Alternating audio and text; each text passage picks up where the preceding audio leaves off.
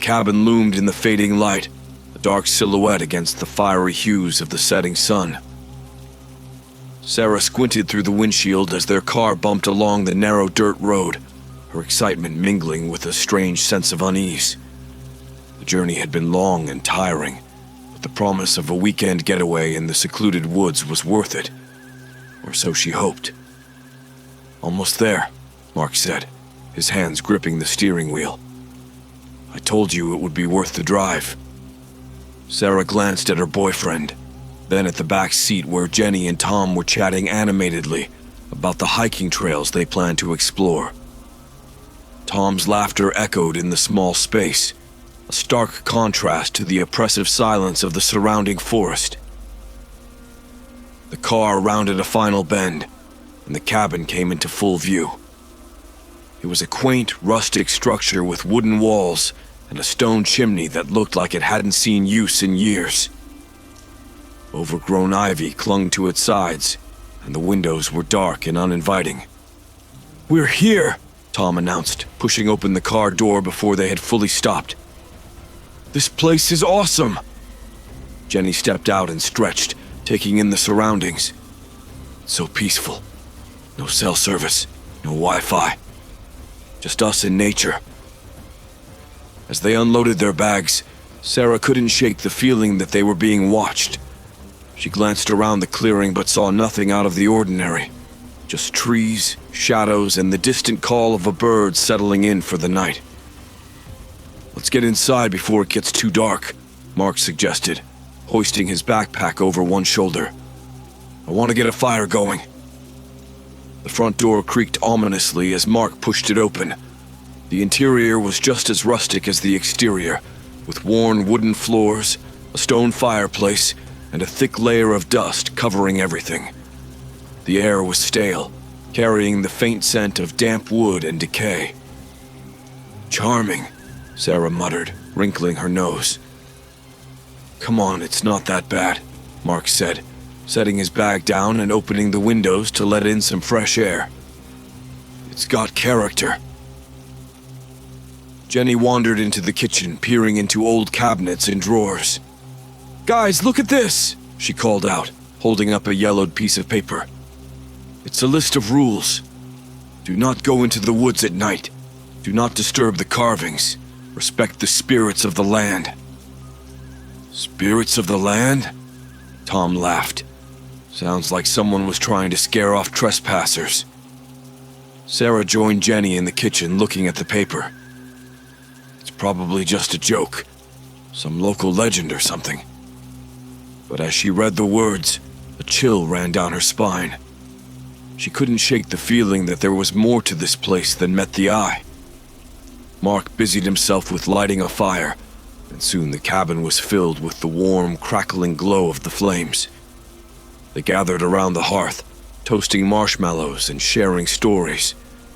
The initial unease began to fade, replaced by the camaraderie and laughter of friends. Yet as the night deepened and shadows lengthened, Sarah found her gaze drifting to the dark corners of the cabin, where the flickering firelight couldn't reach. The strange symbols carved into the doorframe seemed to dance and shift in the dim light, and the silence outside felt heavy, almost watchful. When they finally retired to their respective rooms, Sarah lay in bed, staring at the ceiling. The sounds of the forest seeped through the thin walls, the rustling of leaves, the distant hoot of an owl and something else. A soft whispering, just at the edge of hearing. She turned to Mark, who was already asleep, his breathing steady and calm. She envied his ability to relax so easily.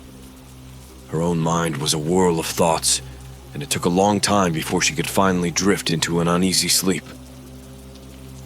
Outside, the forest stood silent and still, but the cabin was not. In the shadows, something stirred, watching, waiting. The first night had only just begun. The darkness inside the cabin was impenetrable, only slightly alleviated by the dying embers of the fire in the living room.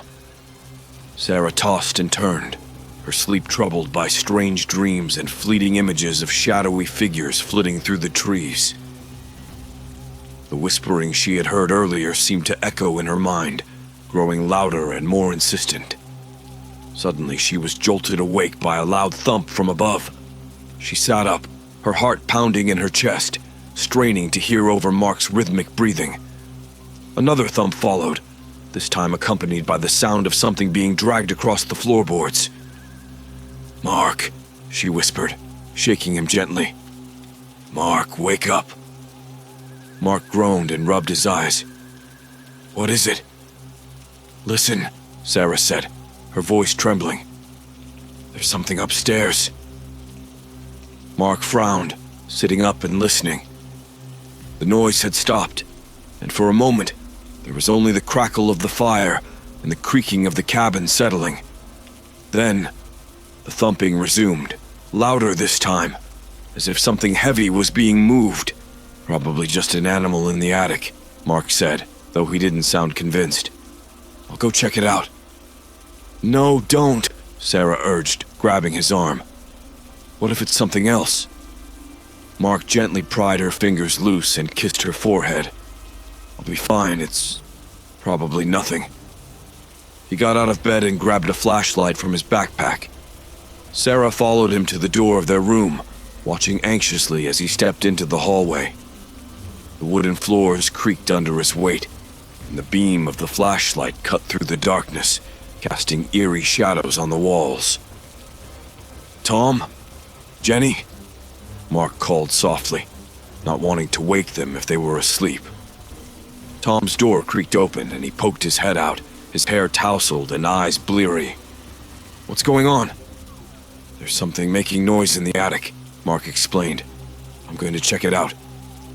"I'll come with you," Tom offered, grabbing his own flashlight.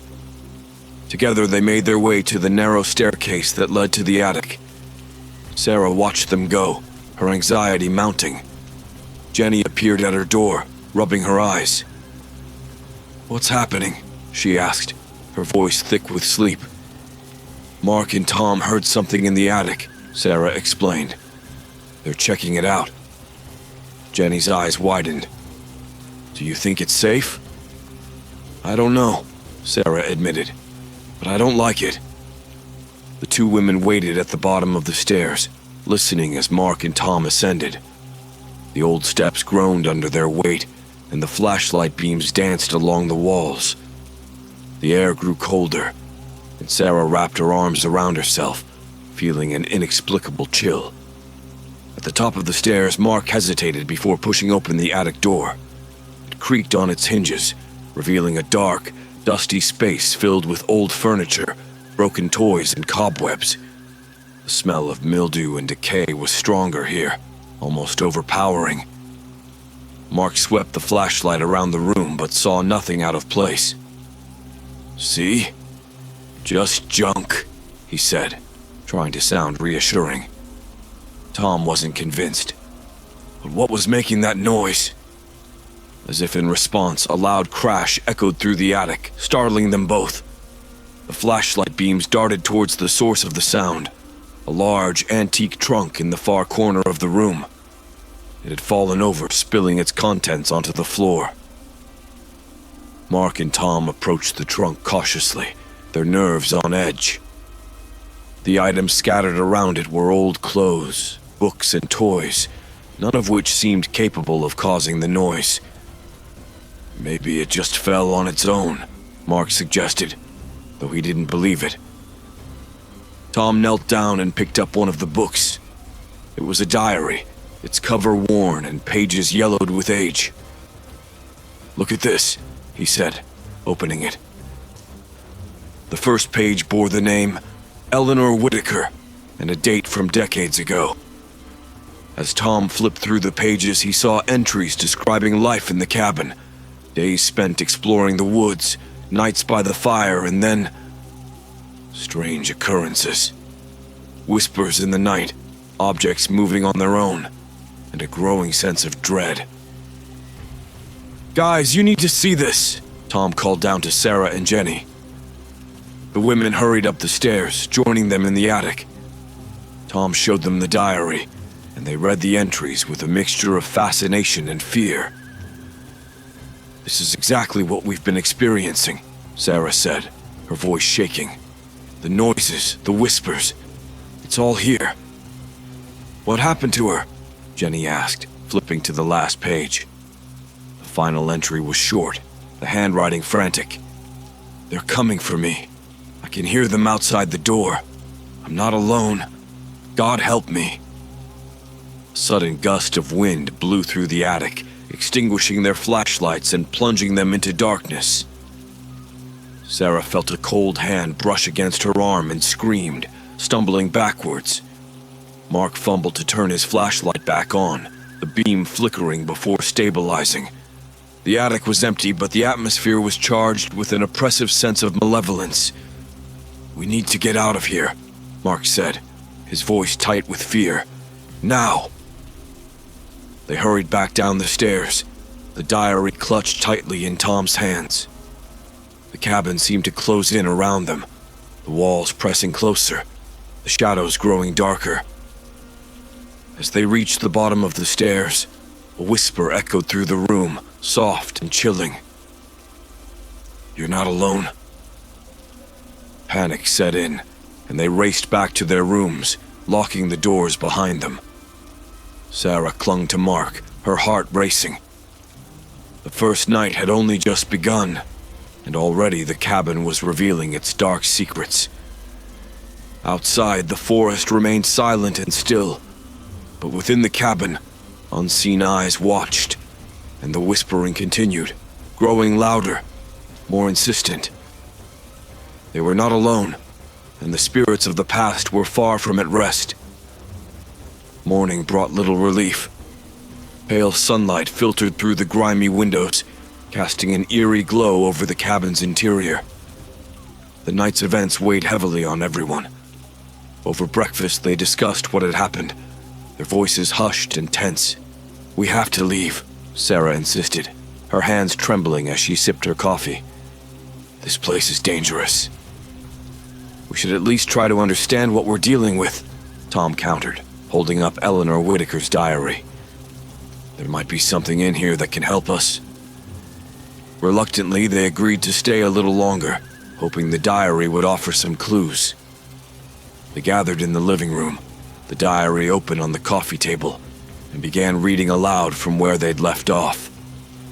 Eleanor's entries grew increasingly frantic, detailing more supernatural occurrences, objects moving on their own, ghostly apparitions and chilling whispers.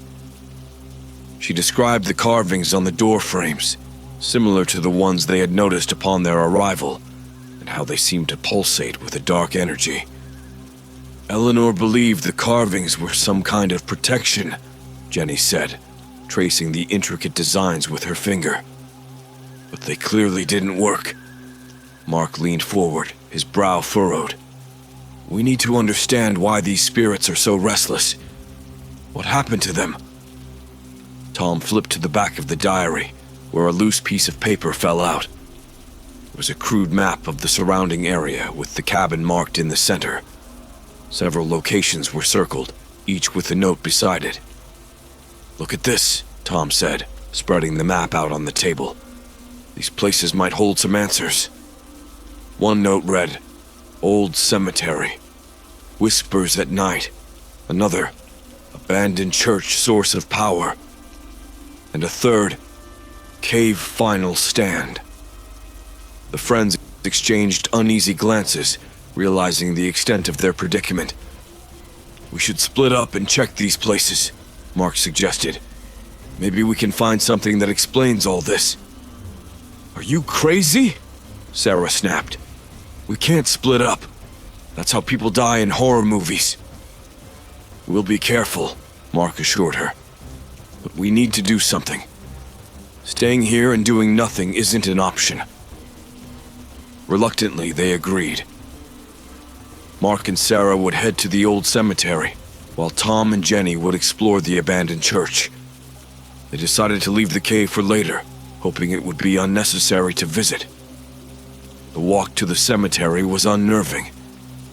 The forest seemed to close in around Mark and Sarah, the trees tall and foreboding. The path was barely visible, overgrown with weeds and brambles. As they approached the cemetery, a chill settled over them, and Sarah felt an overwhelming sense of dread. The cemetery was small and neglected, the tombstones covered in moss and leaning at odd angles. The air was heavy with the scent of damp earth and decay.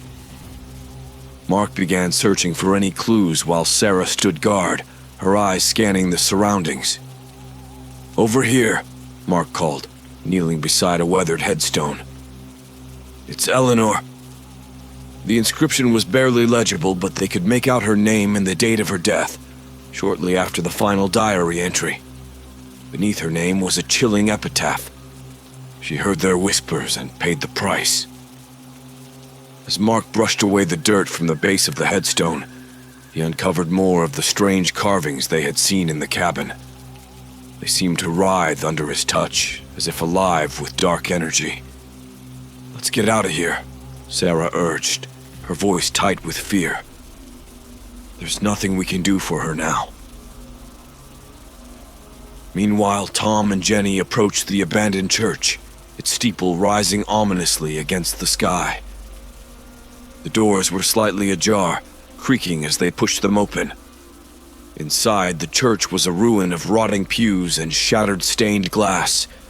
An oppressive atmosphere hung over the place, making it hard to breathe. They searched the church, finding old hymnals and tattered Bibles, but nothing that explained the hauntings. Then, in a small room at the back, they discovered a journal, much like Eleanor's. It belonged to a Reverend Samuel Wright, who had chronicled his desperate attempts to rid the land of evil spirits. "According to this," Tom said, reading aloud, "the Reverend believed the land was cursed. He tried to perform exorcisms and purifications, but nothing worked. The spirits were too powerful." Jenny shuddered. "So we're dealing with something ancient and malevolent. What are we supposed to do?" Tom continued reading. "The Reverend mentioned a ritual that could bind the spirits, but he never finished it. He wrote that the cave might hold the key." Their discoveries filled them with dread. The pieces of the puzzle were falling into place, but the picture they formed was terrifying. They regrouped at the cabin, sharing what they had found. "We have to finish the ritual," Mark said, his face pale but determined. "It's the only way to stop this." "But the cave," Sarah began, her voice trembling. "We don't have a choice," Tom interrupted. "If we don't, we'll end up like Eleanor and the others."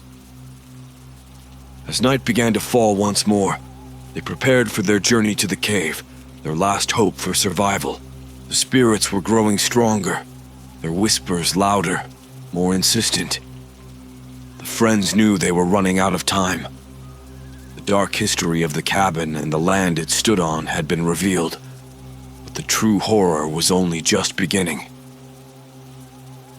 The final confrontation with the malevolent forces awaited them, and they had to face it head-on if they wanted to escape with their lives. Night had fallen again, casting the cabin into deep shadows. The air was thick with tension as the friends gathered in the living room, their unease palpable. The flickering candlelight cast dancing shapes on the walls, creating an eerie atmosphere. "We need to stay together tonight," Mark said, his voice firm. "Whatever happens, we can't let them separate us." Everyone nodded, but their eyes betrayed their fear. They sat close, huddled on the worn couches, the diary and the Reverend's journal open on the coffee table between them. As the night grew darker, the temperature in the cabin seemed to drop, and the oppressive feeling intensified. It started with small things. Objects moved on their own, a chair sliding across the floor, a picture frame falling from the wall. They tried to ignore it, attributing it to the house settling, but deep down, they knew better. Suddenly, the lights flickered and went out, plunging them into darkness. Jenny let out a startled cry, and Tom immediately turned on his flashlight, its beam cutting through the gloom. "Everyone stay calm," Mark said, though his own fear was evident in his voice. A cold draft swept through the room, carrying with it the unmistakable sound of whispering. It seemed to come from all around them, the voices indistinct yet filled with malice. Sarah clutched Mark's arm, her eyes wide with terror. "What are they saying?" Jenny whispered, her voice trembling. "I don't know," Tom replied, his flashlight beam shaking slightly. "But it's getting louder." The whispering grew into a cacophony, filling their ears, drowning out their thoughts. The friends covered their ears, trying to block out the noise, but it seeped into their minds, relentless and invasive. Then, as suddenly as it began, the noise stopped. The silence that followed was even more terrifying. They sat in the dark, holding their breath, waiting for whatever would come next. The next moment, Sarah screamed. Mark spun around to see a shadowy figure standing at the edge of the flashlight's beam. It was tall and indistinct, its form shifting and amorphous.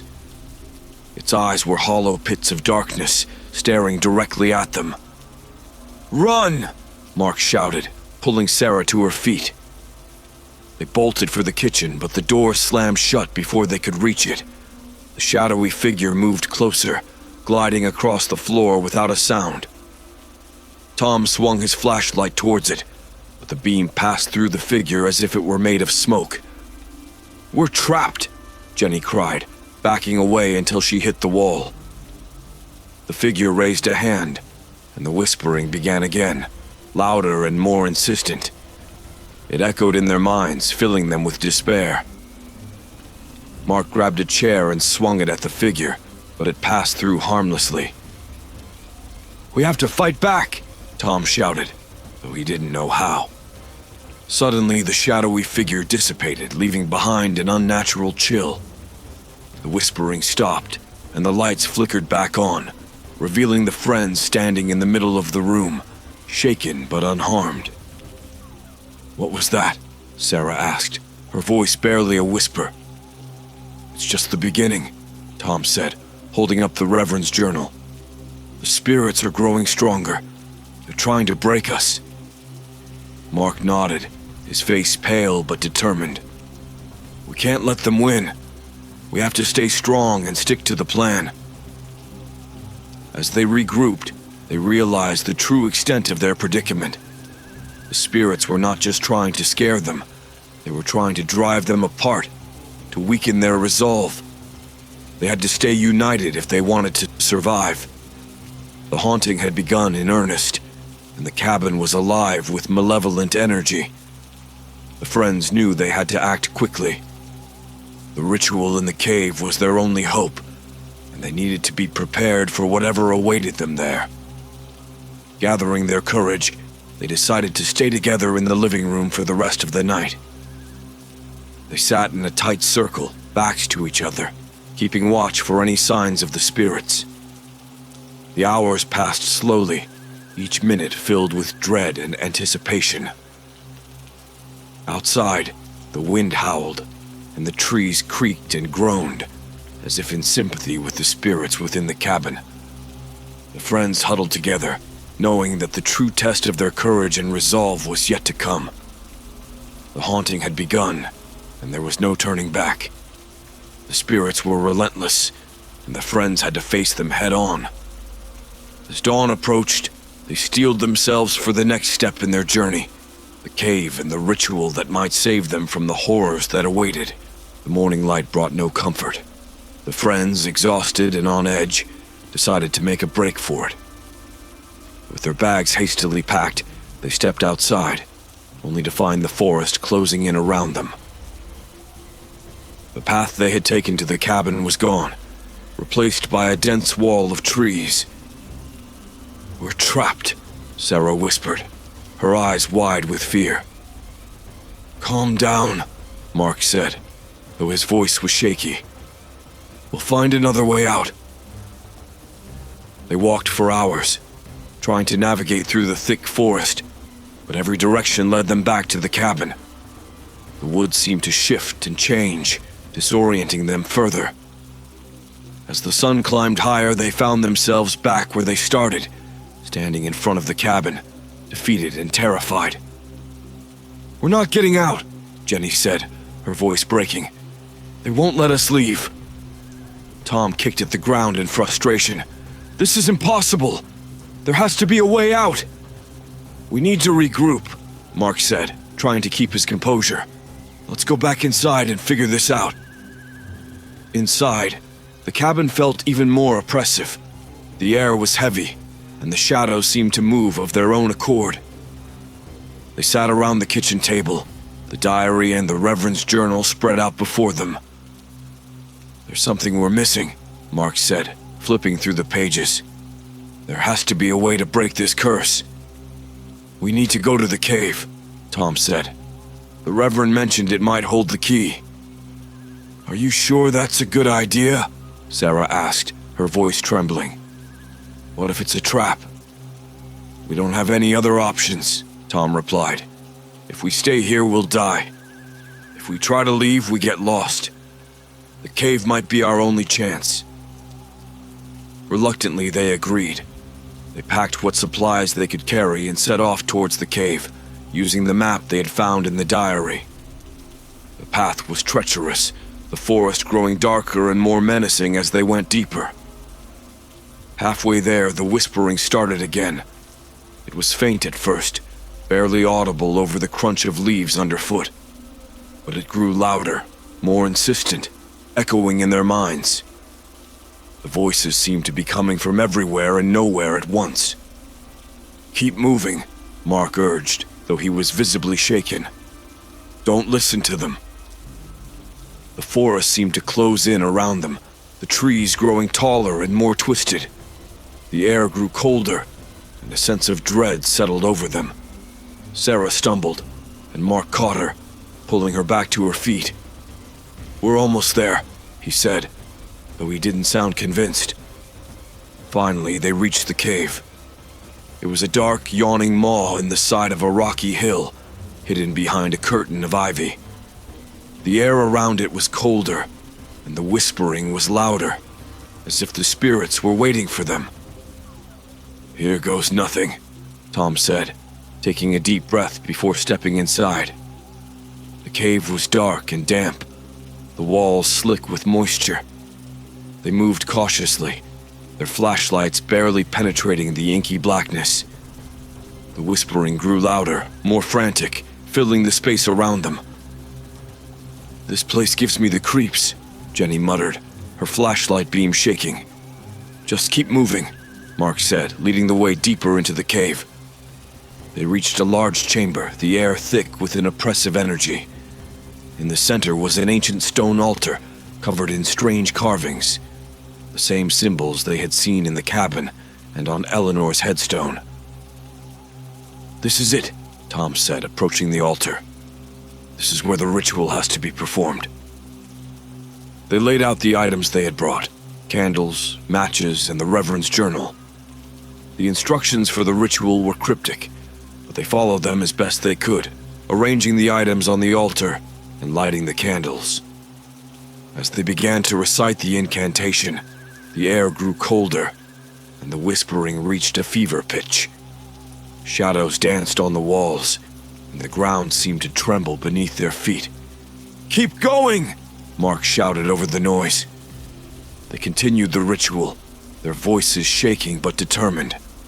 The shadows grew darker, and the air grew colder, but they pressed on, driven by desperation and fear. Suddenly, the whispering stopped. The cave fell silent, and the oppressive energy lifted. For a moment, they dared to hope that the ritual had worked. But then, a bone-chilling scream echoed through the cave, and the shadows coalesced into a monstrous form. It towered over them, its eyes burning with malevolence.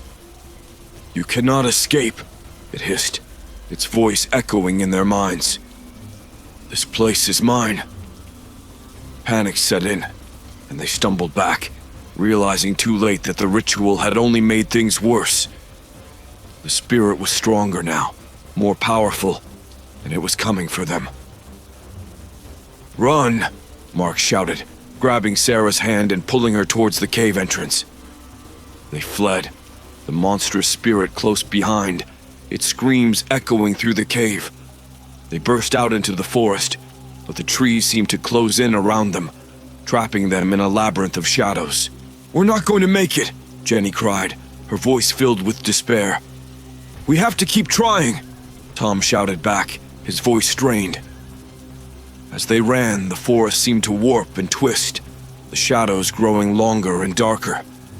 The spirit was relentless, its presence pressing in on them from all sides. Finally, they broke through the trees and stumbled back into the clearing in front of the cabin. They collapsed on the ground, gasping for breath, the spirit's screams still echoing in their ears. The cabin loomed over them, dark and foreboding. They were back where they started, no closer to escaping the nightmare that had ensnared them. "We can't give up," Mark said, his voice trembling but determined. "We have to find another way." As they regrouped, they realized the true extent of their predicament. They were trapped in terror, with no way out and no hope in sight. The spirits were growing stronger, and time was running out. They had to find a way to break the curse before it was too late. Exhausted and terrified, the friends staggered back into the cabin. The oppressive atmosphere seemed even thicker now, as if the malevolent spirits were closing in on them. They sat in a tense circle in the living room, trying to catch their breath and plan their next move. "We need to go over everything we know," Mark said, his voice strained. "There has to be something we're missing." "We know the spirits are tied to this place," Tom said. "Eleanor's diary, the Reverend's journal. They both mention strange occurrences and a growing sense of dread. But why are they still here?" "The curse," Jenny said softly, her eyes wide. "The Reverend mentioned a curse. Maybe it was never fully broken." As they pored over the diary and the journal again, the air around them grew colder. The shadows lengthened and the whispering began anew, more insistent and malevolent. The cabin seemed to come alive with dark energy. Suddenly the room grew darker, and the air seemed to hum with an otherworldly vibration. The friends looked around in alarm as ghostly figures began to materialize in the room. The spirits of the previous victims, their forms translucent and shimmering, replayed their last moments in eerie silence. Eleanor appeared first, her face a mask of terror as she scribbled furiously in her diary, glancing over her shoulder at unseen horrors. Her final moments were a blur of panic and desperation, her ghostly form flickering and fading as she screamed in silence. Next, the Reverend appeared, performing the ritual with a determined but fearful expression. His journal lay open before him, his lips moving in a desperate incantation. The shadows closed in around him, and he looked up with wide, haunted eyes before his form was consumed by darkness. One by one, the spirits of other victims appeared, each replaying their gruesome ends. A young couple huddled together, eyes wide with fear as they watched the shadows creep closer. An older man, clutching a crucifix, shouted in defiance before being engulfed by darkness. Their silent screams echoed in the friends' minds, filling them with dread. Sarah clutched Mark's arm, her eyes brimming with tears. "We have to stop this. We can't let this happen to us." Mark nodded, his face pale. "There has to be something in these books that we haven't seen yet. Something that can help us." As they frantically searched through the pages, a new entry caught Tom's eye. It was a hastily scrawled note in the margin of the Reverend's journal, written in a different, shakier hand. "The altar is the key. Blood will bind the spirits. Only the innocent can break the curse." Tom read the note aloud, his voice trembling. The altar. We need to do something with the altar in the cave. But what does it mean by only the innocent? The innocent, Jenny whispered, her eyes widening with realization. It must mean someone who hasn't been touched by the darkness. Someone pure of heart. But who? Sarah asked, looking around at her friends. We've all been affected by this place. They fell silent, the weight of their predicament pressing down on them.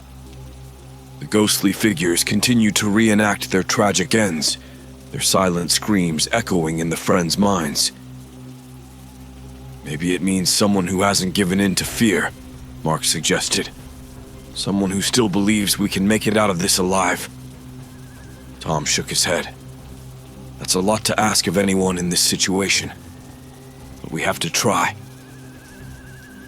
They decided to return to the cave, their resolve strengthened by the knowledge they had gleaned. They prepared themselves as best they could, gathering the items they would need for the ritual.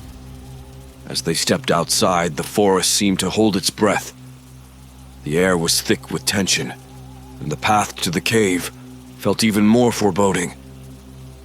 The friends moved cautiously, their flashlights cutting through the darkness. When they reached the cave, the atmosphere was even more oppressive than before. The whispering grew louder as they approached the altar, the malevolent energy almost tangible. Mark set up the candles around the altar, his hands shaking. We have to be strong, he said, his voice steady despite the fear in his eyes. We can do this. Sarah took a deep breath and stepped forward, her resolve clear. I'll do it. I'll be the one to complete the ritual. No, Mark protested. It's too dangerous. We don't know what will happen. We don't have a choice, Sarah replied, her voice firm. We have to try. With a deep sense of determination, Sarah began to recite the incantation from the Reverend's journal. The air grew colder, and the whispering became a deafening roar. The shadows around them writhed and twisted, reaching out towards the altar. As Sarah continued the ritual, she made a small cut on her palm and let her blood drip onto the altar. The ancient stones seemed to absorb the blood, glowing faintly with an eerie light. The shadows recoiled, and the whispering turned into a chorus of anguished screams. The spirits' forms flickered and faded, their torment apparent as they were pulled towards the altar. Suddenly, a blinding light filled the cave, and the friends were knocked to the ground. When the light faded, the oppressive energy was gone, and the cave was silent once more. They helped each other to their feet, their hearts pounding. The spirits were gone, and the air felt lighter, as if a great weight had been lifted. We did it, Mark said, his voice filled with relief. We actually did it. As they made their way back to the cabin, they felt a sense of hope for the first time since arriving. The forest no longer seemed menacing, and the whispering had ceased. Back at the cabin, they gathered their belongings, eager to leave the haunted place behind. As they stepped outside, the path they had taken to the cabin was visible once more, leading them back to safety. They walked quickly, the weight of their ordeal still heavy on their minds. But as they emerged from the forest and saw their car waiting, they knew they had survived the worst. The echoes of the past had been silenced, and the friends had broken the curse. They drove away, leaving the haunted cabin and its dark history behind, forever changed by their harrowing experience. As they drove away from the cabin, a fleeting sense of relief washed over them. The sun was beginning to rise, casting a warm glow over the dense forest. However, the horrors they had witnessed weighed heavily on their minds, and the tension in the car was palpable. We did it, Mark said quietly, as if trying to convince himself. We broke the curse. But at what cost? Sarah muttered, staring out the window, her face pale. Those spirits, their pain, I can still feel it. Jenny shifted uncomfortably in her seat. We need to talk about what happened. We can't just pretend it's all over. Tom, who had been silently driving, finally spoke. We need to get somewhere safe. We'll find a place to rest and figure it out from there. They drove in silence, the weight of their ordeal pressing down on them. As the forest thinned and they neared a small town, a new sense of dread began to creep in. The road ahead seemed to blur, and the familiar whispering returned, faint but unmistakable. We're not free, Sarah whispered, her eyes wide with realization. They're still with us. Tom pulled over to the side of the road and they all got out, looking around frantically. The whispering grew louder, circling them, pressing in on their minds. We have to stay calm, Mark said, though his voice was strained. We need to stick together. But the spirits had other plans. The whispers turned into taunts, each voice targeting their deepest fears and insecurities. The friends began to argue, their paranoia and fear getting the better of them. This is your fault, Jenny screamed at Tom. You insisted we go to that damn cave. Don't blame me, Tom shot back. We all agreed to it. Sarah backed away from the group, her eyes darting around wildly. They're never going to let us go. We're cursed. Stop it, Mark shouted, trying to regain control. This is exactly what they want. We can't turn on each other. But it was too late. The spirit's influence was growing stronger, feeding off their fear and despair. The friends' bonds, once strong, began to fray, and their sanity unraveled. Jenny, tears streaming down her face, ran back towards the car. I can't take this anymore. I'm leaving. Jenny, wait! Mark called, but she was already in the driver's seat, the engine roaring to life. Tom and Sarah ran after her, but the car sped off, disappearing down the road. The whispering grew even louder, now filled with a triumphant tone. We have to find her, Mark said, his voice trembling. We can't let her face this alone. They ran down the road, their panic mounting. The forest seemed to close in around them, the trees twisting and warping in their vision. The whispering turned into mocking laughter, echoing through their minds. Jenny's car was stopped in the middle of the road, the driver's door open. They approached cautiously, their fear palpable.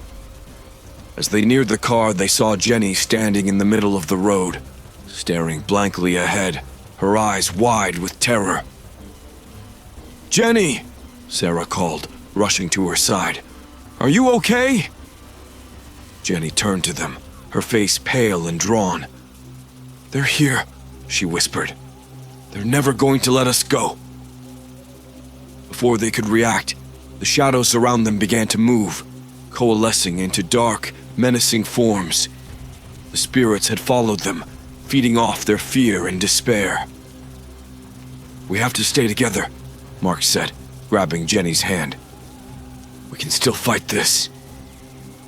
But the spirits were relentless. The friends were surrounded, their minds assaulted by the malevolent whispers. They backed away, huddling together, trying to block out the voices. Tom looked at the Reverend's journal, still clutched in his hand. There has to be something else in here. Something we missed. He flipped through the pages frantically, searching for any clue that might save them. His eyes fell on a final cryptic note scrawled in the margin. The curse can be broken only when the past is faced. Confront your fear, and the spirits will be laid to rest. We have to confront our fears, Tom said, his voice trembling. That's the only way to break the curse. The friends looked at each other, their resolve strengthening. They knew what they had to do. They had to face the spirits head-on, confront the horrors they had witnessed, and prove that they were stronger than the malevolent forces that sought to destroy them. As the shadows closed in, the friends stood together, ready to face their darkest fears. The spirits' whispers grew louder, but but the friends' determination was stronger. They would not let the curse break them. The final confrontation had begun, and the friends braced themselves for the battle that would determine their fate. They would either break the curse and free the spirits, or be consumed by the darkness that sought to claim them. The friends stood in the middle of the road, the dark forms of the spirits swirling around them. The whispering voices grew louder, mocking and taunting, feeding off their fear. Mark, Sarah, Tom, and Jenny huddled together, their faces pale but resolute. "We need to perform the ritual again," Mark said, his voice firm. "This time, we have to do it right." Tom held up the Reverend's journal, his hands shaking. "The note said we have to confront our fears. That's the only way to break the curse." Jenny's eyes were wide with terror, but she nodded. "We can do this. We have to." They made their way back to the cabin, the spirits following closely, their presence a constant, oppressive weight.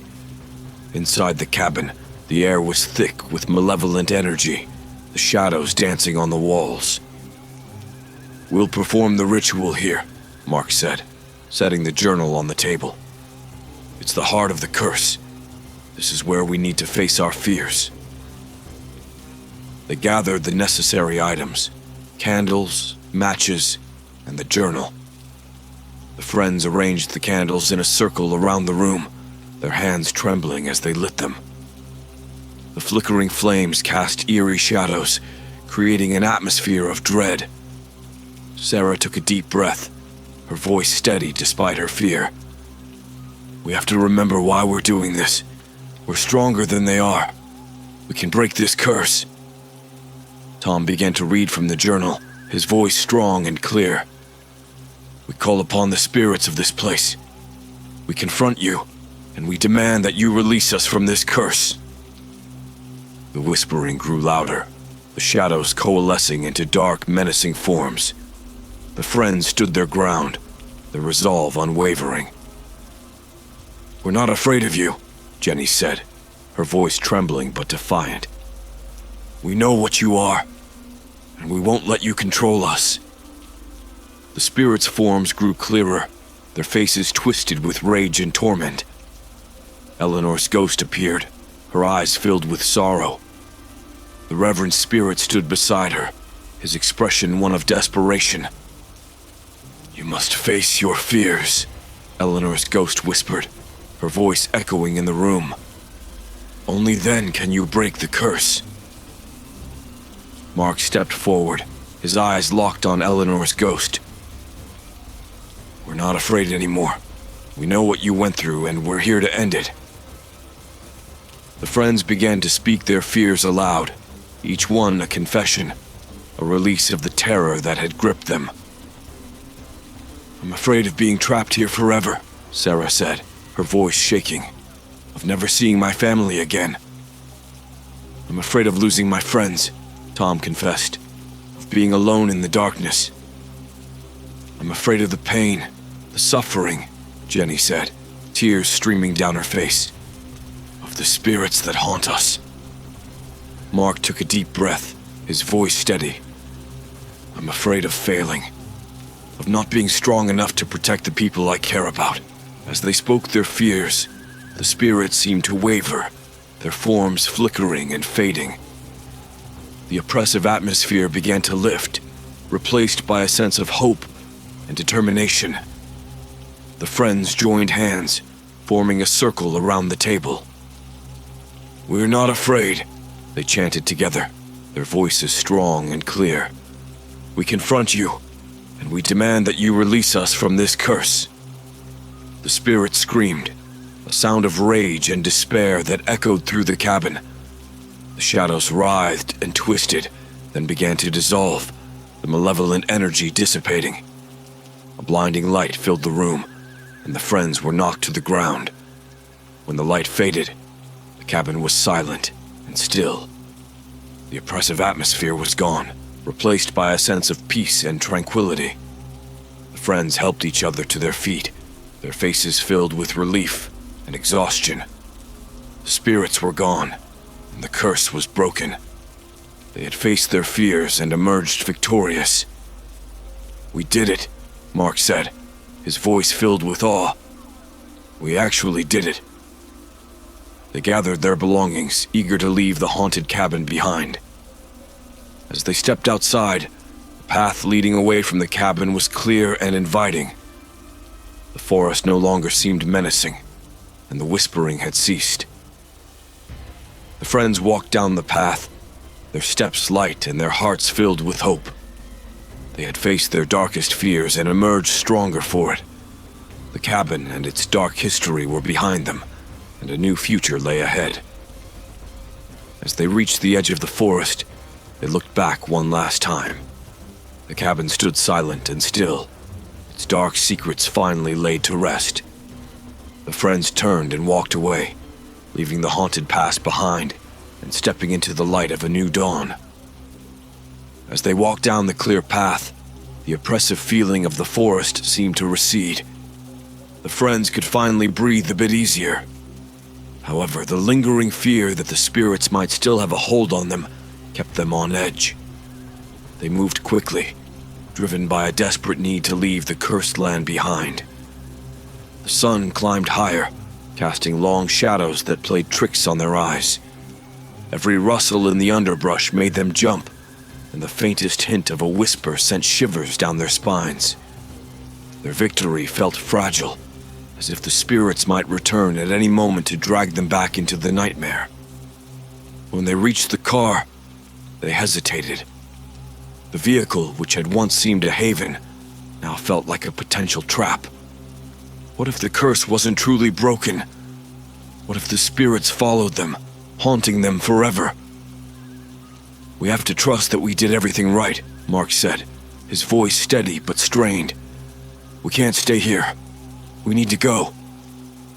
They piled into the car, and Tom started the engine. The road ahead seemed to stretch infinitely, but it was their only way out. They drove in silence, the tension in the car palpable. Each of them was lost in their own thoughts, haunted by memories of the spirits and the horrors they had faced. As the miles passed, the forest began to thin, and the landscape opened up into rolling hills and open fields. The oppressive atmosphere lifted, replaced by the normal sounds of the countryside. Birds chirped, and the wind rustled through the trees, a stark contrast to the eerie silence of the haunted woods. "I think we're really getting out," Sarah said, her voice filled with tentative hope. Jenny nodded, but her eyes were still wary. "I just want to put all this behind us. I never want to think about that cabin again." Tom kept his eyes on the road, his grip on the steering wheel tight. "We'll get through this. Together." Mark glanced at the rearview mirror, half expecting to see the shadowy forms of the spirits pursuing them. But there was nothing, just the empty road stretching out behind them. He let out a breath he hadn't realized he was holding. Hours later, they reached the edge of the small town they had passed through on their way to the cabin. The familiar sights of civilization brought a rush of relief. They pulled into a gas station to refuel and regroup. As they stepped out of the car, the normalcy of the scene was almost jarring. Other travelers were filling their tanks, chatting casually, completely unaware of the nightmare the friends had just endured. It felt surreal, as if they had returned from another world. While Tom refueled the car, Mark, Sarah, and Jenny went into the convenience store to grab some snacks and drinks. The brightly lit interior and the friendly chatter of the cashier were a welcome contrast to the dark, oppressive atmosphere they had left behind. They sat at a picnic table outside, eating in silence. The tension slowly began to ease, replaced by a cautious optimism. They had escaped the haunted cabin, but the ordeal had left its mark on them. "Do you think we'll ever really be free of it?" Jenny asked, voicing the fear that had been nagging at all of them. "We faced our fears," Mark said. "We broke the curse. I believe we'll be okay. We just need time to heal." Sarah nodded, her eyes focused on the horizon. "We've been through hell, but we came out the other side. We're stronger for it." Tom joined them, his expression resolute. "We can't let this define us. We'll move forward, together." As they finished their meal, a sense of determination settled over them. They had survived a nightmare, and now it was time to reclaim their lives. They got back into the car, ready to leave the past behind and face whatever the future held. The road ahead was uncertain, but for the first time in days, they felt a glimmer of hope. They had escaped the doom of the haunted cabin, and with each passing mile they left the darkness further behind. As the sun set, casting a golden glow over the landscape, the friends drove on, united by their shared ordeal and their resolve to start anew. The haunted cabin was now just a distant memory, a dark chapter that had come to an end. They had faced their fears and emerged victorious, and now a new dawn awaited them.